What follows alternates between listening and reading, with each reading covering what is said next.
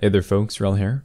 I think it's certainty in life that at some point we're going to hit rock bottom, or at least what we feel is rock bottom at the time. You think to yourself, my life sucks, things can't get any worse, how do I come back from this? And it could be due to anything like, you crash your car, your insurance won't cover it, you have no money, no way to get to work, or especially in your teen years, you're at school, you've got a group of people that are constantly harassing you about your weight or the way you look or how you dress. It's entirely possible that we get caught up in this downward spiral of depression and hopelessness because when we get bogged down in emotion, it's really hard to see the forest for the trees. We don't look at the big picture. We don't look at the long view, the future. We focus on the now, and the now sucks.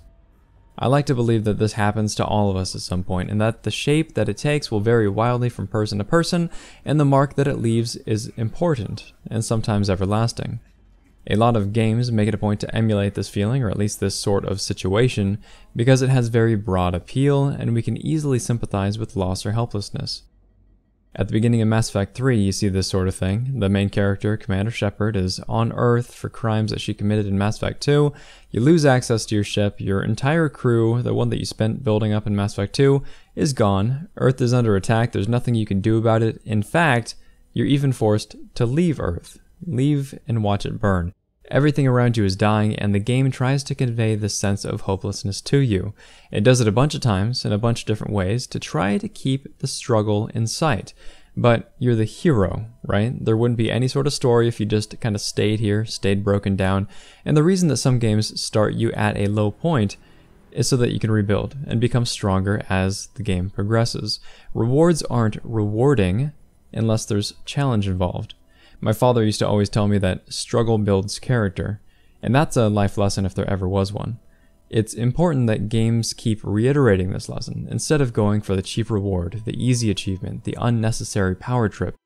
Those things are fine in moderation, but if there ever comes a point where we're more happy and more content with the cheap, the easy, the unnecessary, where we refuse to take risks for fear of loss, then we, as a culture, will be headed down a very dark road. Much like stories and songs that pass down morals each generation, there needs to always be games that share these lessons as well. Because gaming is another medium for storytelling, and this way, we know that the struggles that we face, we can overcome. If you feel like your life sucks now, for whatever reason, recognize that you're probably caught up in the moment. Recognize that you may not be able to see the light at the end of the tunnel, but it's there, it's always there. Keep going, keep struggling. Bonus points if you can find some enjoyment in that struggle. Try to stop and think about the future, but don't think too hard. Don't think too long. Mostly, do. Do better, do more, do good, and eventually the victory at the end will be that much sweeter. If this video has been interesting, helpful, or entertaining, please feel free to like, subscribe, tell your friends about the channel. And if you are going through or have ever gone through a really bad time in your life, you don't need to share that with us, but do share what got you through it.